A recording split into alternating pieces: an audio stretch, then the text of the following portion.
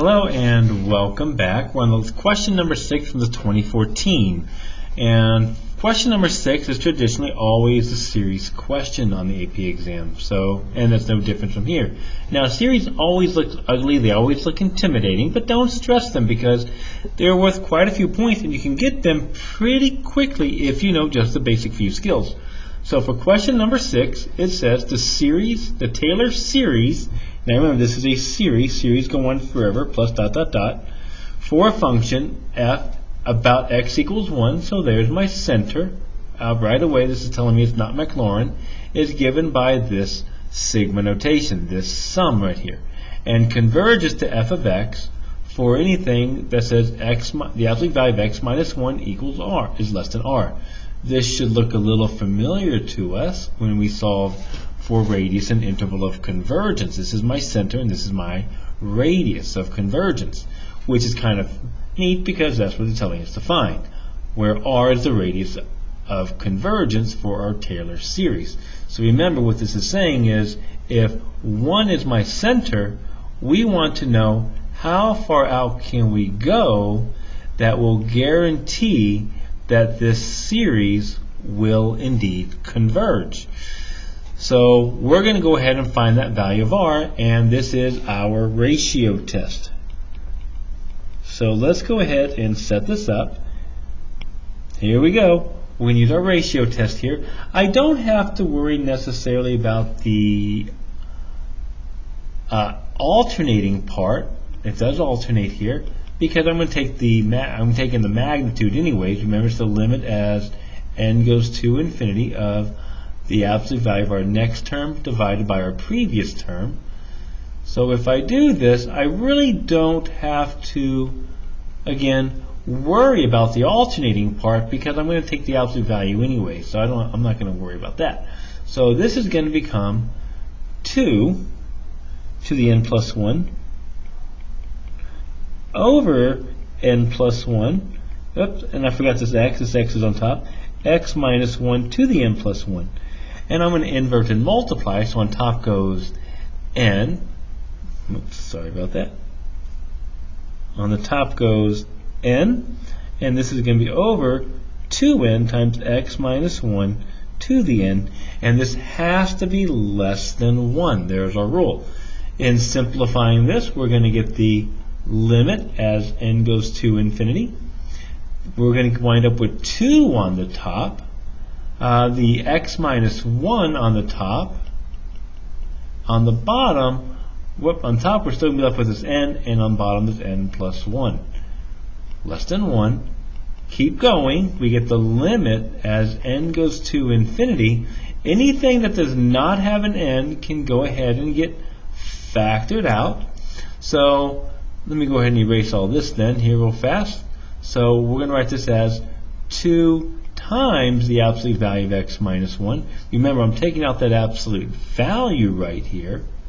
So the 2 is already positive, so it can just stay here, times the limit as n goes to infinity, n over n plus 1 is less than 1. Now, my limit properties say that's all just 1, so what we're left with is 2 times the absolute value of x minus 1 is less than 1. Therefore, if I solve it, we get the absolute value of x minus 1 is less than 1/2. And that's what we got here. They match up. So this here is r.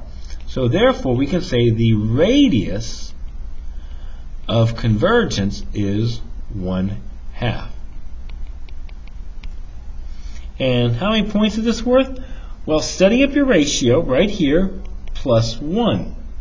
Computing the limit, in other words, getting to this far, plus 1, and then your answer is also 1 point. Don't forget, don't just say it is 1/2. Explain what it means into the context of the problem. So that wasn't so bad. And you know what, I guess you typically always see this, so you'll see this a lot. Now notice, we're not looking for the interval. It just wants the radius of convergence. Later on, we might see a question in another test, we might see where we have to find the interval of convergence. Alright, for part B, it says find the first 3 non-zero terms and a general term for f prime of x. the derivative of f about x equals 1. So they want me to find the derivative. Well, to do that, I have to get the function. So we're going to go ahead and just generate the function. F of x equals, for n equals 1, if I plug in a 1 here, this becomes negative 1 squared, which is just 1, times 2 to the first, which is 1 over 1. So we're going to get 2 times x minus 1 to the first, minus, I know it's going to be minus because we're alternating, and if I try plugging in 2 here, that becomes negative 1 cubed. 2 squared then is 4 over 2, so we're going to get 4 over 2, x minus 1 squared. Let n be 3 now, plus, remember it's alternating. If I let n be 3, again, that becomes a positive there, and negative 1 to the fourth is just a plus. Plug in 3 here, 2 cubed, that's me, that's 8 over 3. Whoops. That becomes 8 over 3, x minus 1 cubed.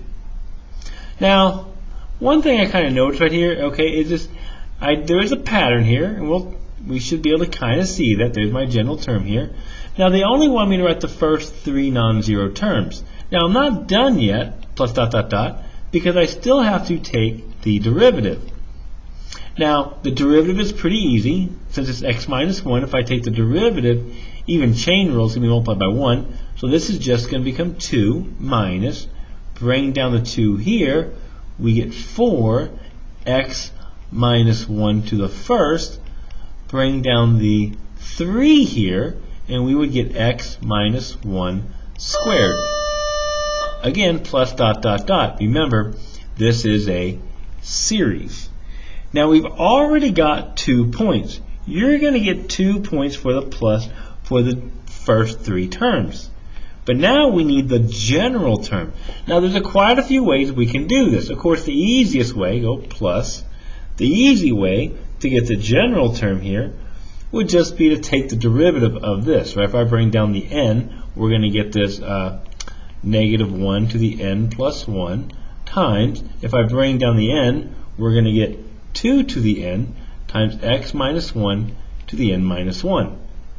And you could go plus dot dot dot right there, and there's your general term. Remember, this is my general term for the function. Don't forget the general term for the derivative. I just bring down the n. Now, another way you can get the general term, and this is a little bit harder, but notice, take a look here. Each time, what am I multiplying by? This is 2. This is 2 times x minus 1. If I multiply this by another 2 times x minus 1, I get x minus 1 squared.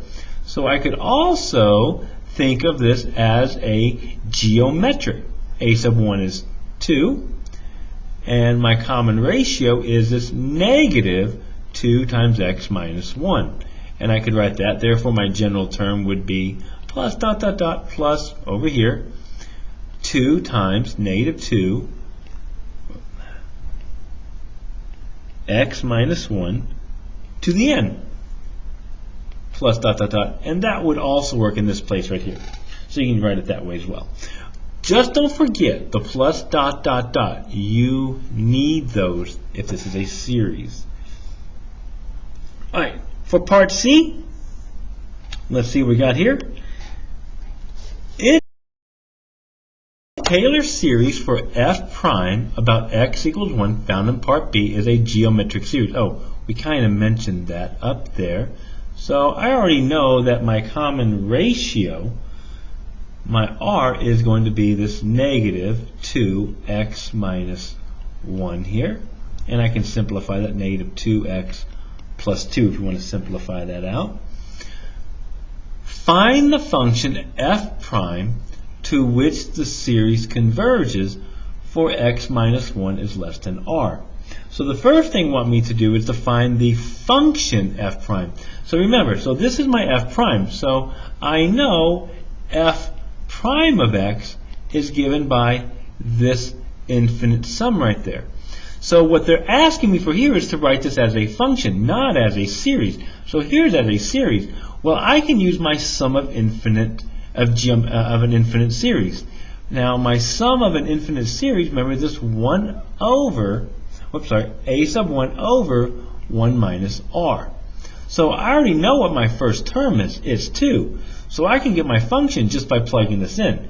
2 over 1 minus whatever r is, negative 2x plus 2. And I can clean it up.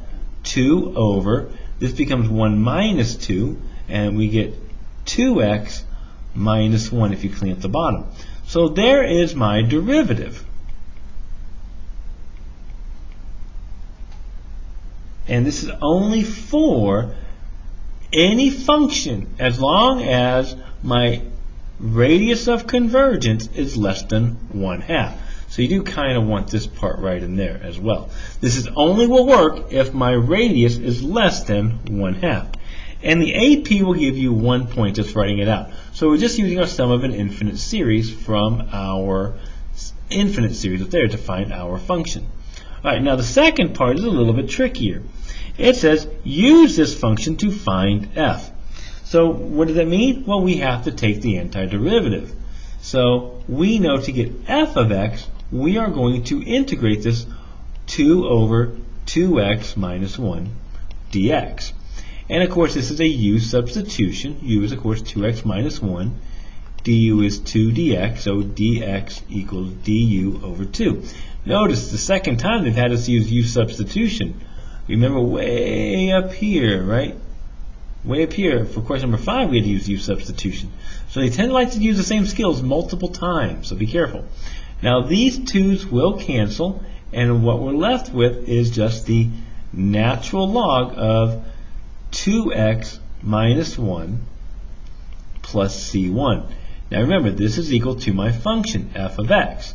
But remember, they want me to find the function. Now we already got 1 point, okay? But now we're going to take it a little bit further. If you got this far, you're doing pretty darn good. But they want me to now find c, the constant. So how do we do that? Well, to find c, we have to get an initial condition. So let's think about what we know. So, what if x were 1? Let x equal 1. If x equals 1, what would f of 1 equal? Well, let's see here. If I let x be 1, we're going to get a radius of 0. So f of 1, remember, f1 is like talking about my radius. So what this is saying is, if x is 1, then the radius is 0. Therefore, we can say f of x is 0 from the ratio test. It will always converge. So if we let x be 1, my radius becomes 0. And if you look at the integral, the ratio test, if x is 1, it will always be our converging. So my ratio test would be a 0 there. So my function would have a value of 0. So I can use that to plug in. So I can say 0 equals the natural log of 2 times 1 minus 1. Oh, mess that up. There we go. Plus c1 equals, we already got that equals 0. And therefore I can solve for c. That's terrible. Let's fix it up here. That looks awful. Erase. There we go. If I plug in my 1 now for x, we get the natural log. 2 minus 1 is 1. Plus c1 equals, we know that's going to be 0, so c1 equals 0. Therefore my function would be the natural log of 2x minus 1 when the radius is that, remember this, when the magnitude, absolute value of x minus 1 is less than 1/2, when my radius of convergence is 1/2 there. Alright, and this is worth 1 point. Now this is a hard part to get right here. That's a very hard point to get. Again, be very careful with that. So, alright, so that's question number 6. I hope you guys enjoyed it, and I'll see you all later for 2015. Yay! Alright, bye-bye.